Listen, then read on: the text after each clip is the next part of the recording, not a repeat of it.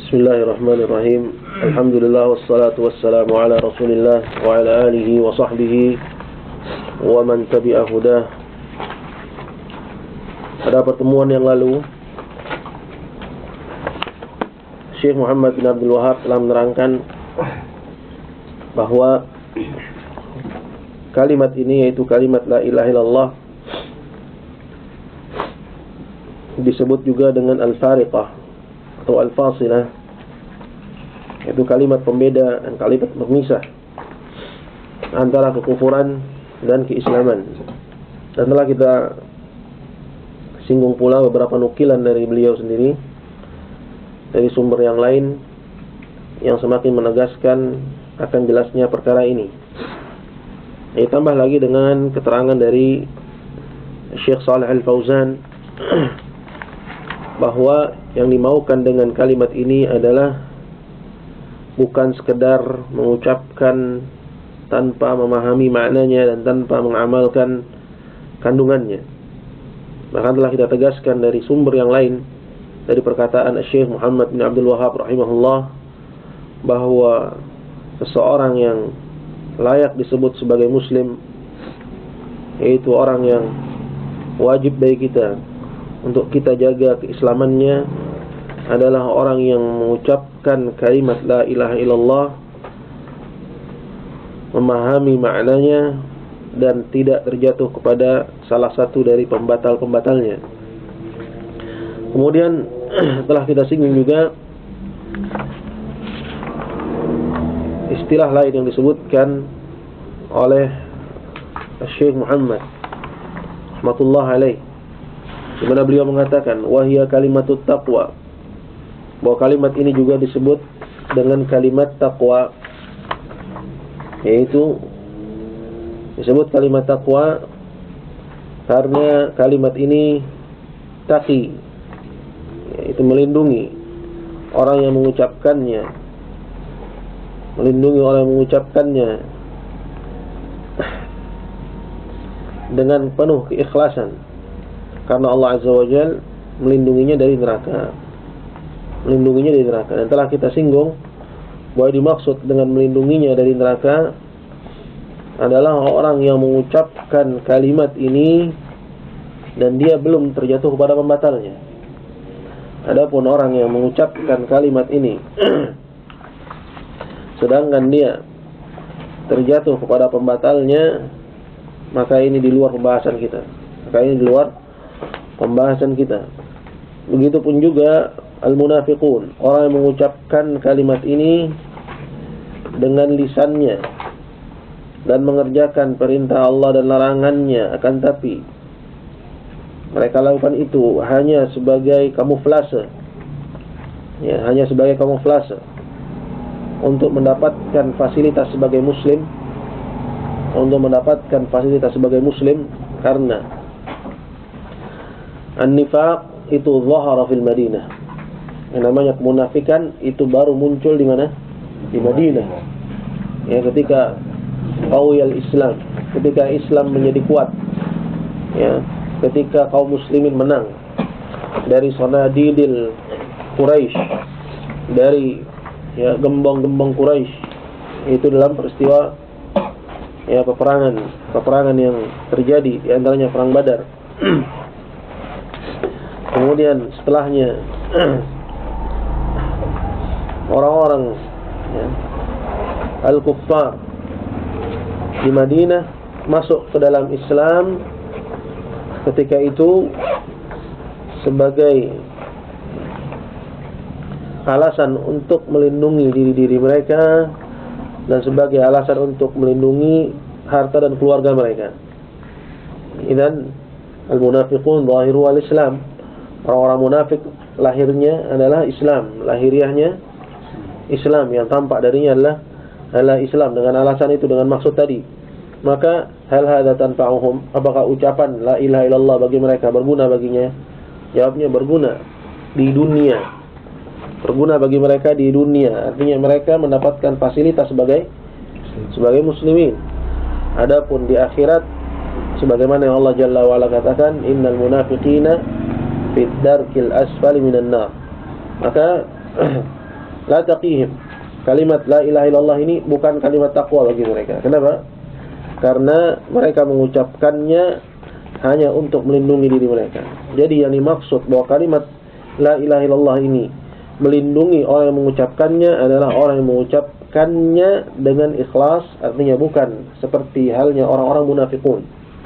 Ya, memang menerima kalimat ini, memahaminya, kemudian dia tidak terjatuh kepada pembatalnya. Maka kalimat la ilaha illallah ini yang seperti inilah yang menjadi kalimat takwa bagi orang yang mengucapkannya. Bagi orang yang mengucapkannya. Disebutkan oleh Allah Jalla wa Ala dalam surat Al-Fatah ayat 26. Kata Allah Jalla wa Ala, "Ja'ala alladhina kafaru fi qulubihimul hamiyyah hamiyatal jahiliyah, fa anzalallahu sakinatahu 'ala rasulihi wa 'alal mu'minina wa alzamahum kalimatat taqwa wa kanu ahaqqa biha wa ahlaha wa kana Allahu bikulli syai'in 'alima." Dalam surat Al-Fatah ayat 26 ini Allah Jalla wa Ala sebutkan bahwa kalimat la ilaha illallah sebagai kalimat taqwa, sebagai kalimat taqwa. Baik. Kemudian disebut juga dengan sebutan lain, yaitu wahyal urwatul wuthqa, yaitu al-urwatul wuthqa, yaitu tali yang kuat. Tali yang kuat yang Allah Jalla wa Ala sebutkan dalam ayatnya, yaitu Al-Baqarah ayat 256. Allah Subhanahu wa taala mengatakan, "Faman yakfur bit-taghuti wa yu'min billahi faqad istamsaka bil urwatil wuthqa lam fisama laha wallahu samii'un 'alim."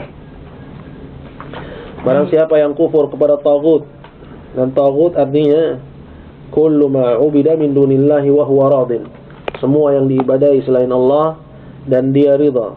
Dalam definisi yang lain Ibnu Qayyim mengatakan bahwa makna taghut ma yutajawazu bihi al-'abdu haddah min ma'budin aw matbu'in aw muta', semua yang diperlakukan secara berlebih-lebihan dari yang diikuti dan dari yang min ma'budin, dari yang diibadahi, dari yang diikuti dan dari yang diibadahi, wa muta' aw muta' atau yang ditaati. Ya, kullu ma yutajawazu bihi al-'abdu haddah min ma'budin aw matbu'in aw muta', semua yang diperlakukan berlebih-lebihan dari yang diibadahi, ya, dari ibadahi secara berlebih-lebihan, dan semua yang diibadahi selain Allah berarti telah diperlakukan berlebih-lebihan. Ya, min ma'budin aw matbu'in, atau yang diikuti, yaitu semua yang diikuti ya tanpa dalil. Ya, ini taghut, diikuti tanpa dalil, diikuti karena bukan karena dalilnya, akan tapi dikarenakan ketokohannya, akan tapi disebabkan karena ya kedudukannya, min matbu', ya diikuti. Ya, au muta', atau yang ditaati. Yang ditaati yaitu semua yang dia memiliki wewenang dalam perintah dan larangan. Ya, seperti ya al-wulatul umur, yang diikuti ya dalam mengharamkan yang Allah halalkan atau menghalalkan yang Allah haramkan. Ya, karena al-ma'bud maksudnya adalah semua yang diibadahi selain Allah. Al-matbu' yang diikuti adalah para ulama wa du'at. Adapun al-muta' ini kepada orang yang memegang wewenang dalam perintah dan larangan, yaitu al-wulat. Maka tidak ada ketaatan kepada makhluk ya dalam bermaksiat kepada al-Khaliq, kepada Allah Subhanahu wa taala. Wa man yakfur bit-taghut, maka barang siapa yang kufur pada taghut. Kufur artinya al-inkar, artinya dia mengingkari peribadatan kepada at-taghut, ya, kepada at-taghut. Ya, wa yu'min billah, dan dia beriman kepada Allah. Jadi la budda min hadaini syartain, harus terpenuhi dua syarat dan dua rukun. Yang pertama adalah kufur bit-taghut, yang kedua adalah beriman kepada Allah. Yang pertama disebut dengan an-nafi, yaitu menafikan. Dan yang kedua disebut dengan al-itsbat, yaitu menetapkan. Yang dimaksud dengan menafikan, artinya menafikan semua peribadatan kepada selain Allah. Dan yang dimaksud dengan itsbat adalah menetapkan, yaitu menetapkan bahwa ibadah itu hanya milik Allah. Dan ulama mentafsirkan la ilaha illallah dengan ayat ini. Mentafsirkan la ilaha illallah, la ilaha illallah katanya memiliki dua rukun asasi, yaitu nafi dan itsbat. Maka ketika ditanya apa tafsirnya, tafsirnya hadhil ayah, tafsirnya Al-Baqarah 256. Wa man yakfur bit-taghut, ini nafi. Wa yu'min billah, dan dia beriman kepada Allah, ini adalah al-itsbat. Maka dari sini jelaslah oleh kita bahwa at-tauhid nafyun wa isbat, ya, menafikan dan menetapkan. Adapun mujarradun nafi, hanya sekedar menafikan, al-hadat tauhid, bukan tauhid. Begitupun juga hanya sekedar isbat, hanya sekedar menetapkan, al-hadat tauhid, bukan juga tauhid. Maka kapan tauhid terpenuhi? Yaitu ketika terpenuhi padanya dua rukun ini. Ketika terpenuhi padanya dua rukun ini, yaitu an-nafi wal isbat, menetapkan dan juga menafikan. Dikatakan oleh para ulama, man athbata wa lam yanfi faqad asyrak, wa man nafa wa lam yuthbit faqad alhad, wa man athbata wa nafa fi anin wahidin faqad wahad. Kata oleh para ulama, barang siapa yang hanya menetapkan, athbata wa lam yanfi, dan dia tidak menafikan, dia tetapkan Allah sebagai zat yang berhak diibadahi, dan dia tidak menafikan selain Allah sebagai zat yang berhak diibadahi, tidak dia nafikan, maka apa kedudukannya? Faqad asyrak, maka dia telah musyrik. Dia hanya menetapkan saja, ya kan, Allah sebagai zat yang berhak diibadahi. Maka ketika ditanya apakah Nyi Roro Kidul berhak diibadahi, dia katakan iya. Ketika ditanya apakah Kiai Fulan berhak diibadahi, dia katakan iya. Ya, dia tidak menafikan, dia hanya menetapkan saja. Sya'nu al-isbat, yang dia lakukan cuma apa? Menetapkan. Maka apakah dia muwahhid? La, laisa bimuwahhid. Orang itu musyrik. Begitu juga sebaliknya, wa man nafa wa lam yuthbit, barang siapa yang cuma menafikan saja, dia nafikan, dia sesembahan selain Allah sebagai zat yang berhak diibadahi, bahwa mereka tidak berhak diibadahi, katanya. Yanfi wa lam yuthbit, dan dia tidak menetapkan Allah sebagai zat yang berhak diibadahi. Wa lam yuthbit faqad alhad, maka dia adalah seorang yang mulhid. Kapan seorang disebut muwahhid? Itu kapan terpenuhi pada dirinya dua rukun asasi ini, yaitu yang faman athbata wa nafa, barang siapa yang menetapkan dan dia menafikan fi anin wahidin, secara bersamaan faqad wahad, maka dialah seorang muwahhid.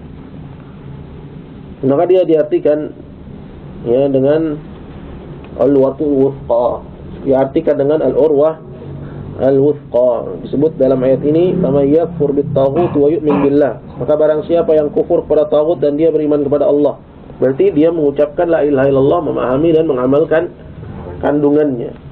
Ya, kufur kepada taghut, beriman kepada Allah, faqad istamsaka bil urwatil wuthqa, maka berarti dia telah berpegang dengan tali yang kuat.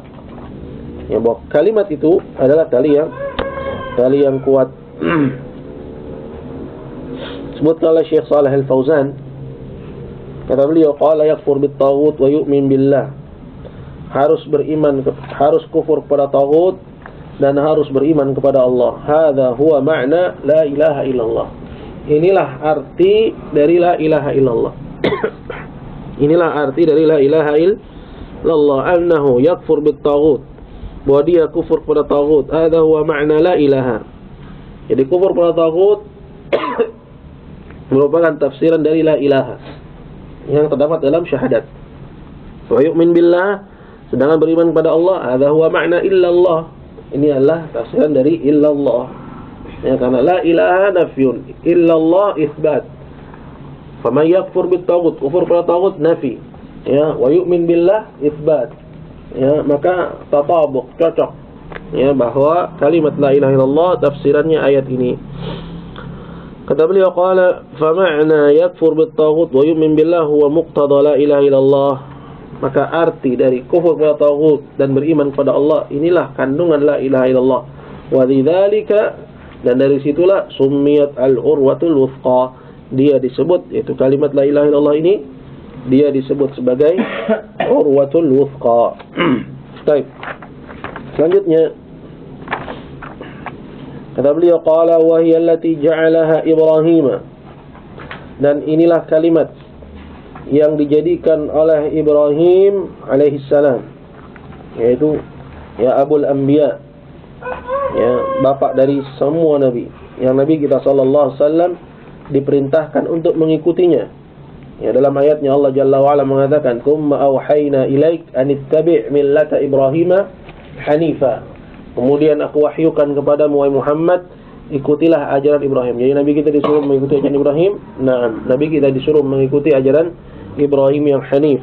Dan begitu pun juga kita disuruh untuk mengikuti ajaran Ibrahim. Allah Jalla wa Ala mengatakan dalam surat Al-Bayyinah, "Wa ma umiru illa liya'budullaha mukhlishina lahud-dina hunafa."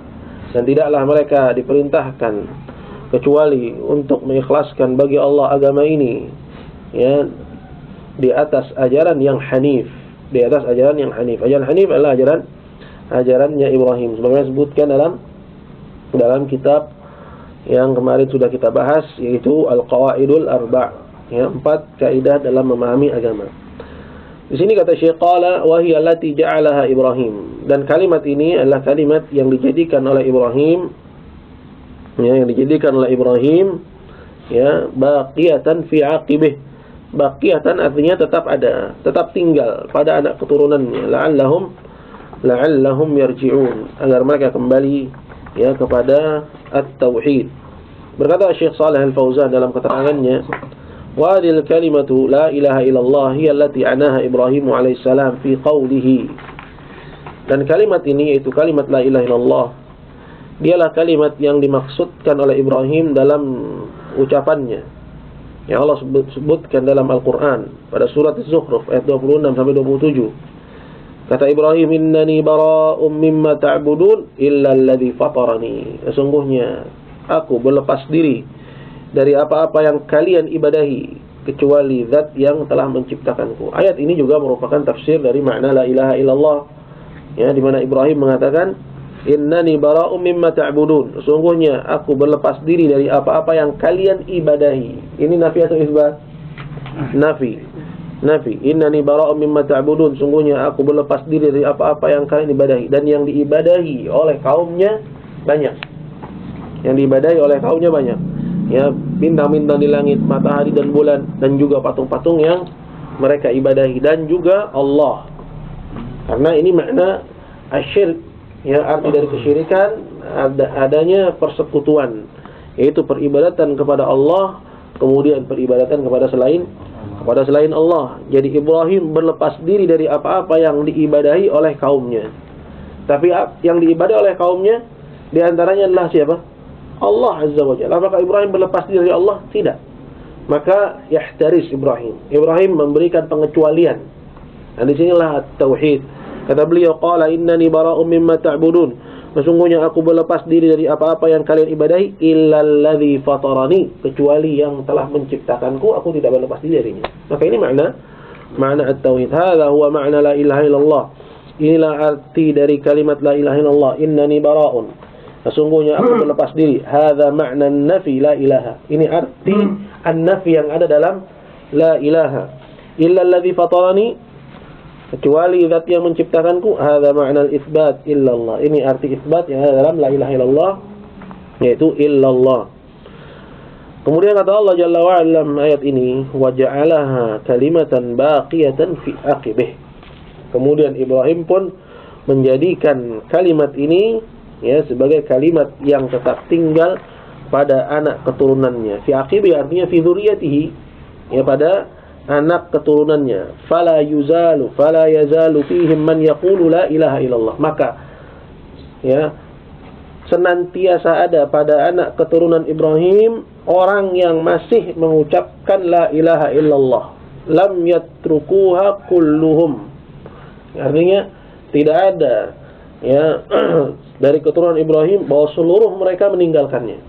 Tapi masih ada, ya, pada keturunan Ibrahim, walaupun mayoritas meninggalkannya ketika itu, namun ada dari mereka yang masih mengucapkannya. Walam yusyriku kulluhum, tidak semua keturunannya menyekutukan Allah Azza wa Jal. Bal fihim man qalaha wastaqama 'alaiha, melainkan ada dari mereka yang masih mengucapkannya dan istiqamah di atasnya. Walau kana 'adadan qalilan aw afrada, walaupun jumlahnya hanya sedikit dan segelintir saja. Nah, ini maksud dari perkataan, ya, wa ja'ala Ibrahim, ya, wa ja'ala kalimatan baqiyatan fi aqibihi la'allahum yarji'un. Ya, maka Ibrahim pun menjadikan kalimat ini kalimat yang tetap tinggal. Artinya jelas, ya, wadih, bahwa tidak habis sama sekali. Dari keturunannya menyekutukan Allah semuanya, tidak. ya, setiap zaman, setiap masa, walaupun sedikit, masih tetap ada pada keturunan Ibrahim yang masih berpegang kepada kalimatut tauhid. Maka ketika Nabi SAW datang diutus oleh Allah Azza wa Jal menyerukan kalimat ini, maka keturunannya pun yarji'un, keturunannya Ibrahim pun kembali ya kepada kalimat ini, la'allahum yarji'un, agar mereka kembali, ay yarji'una ilaiha, maksudnya agar mereka kembali kepada kalimat ini.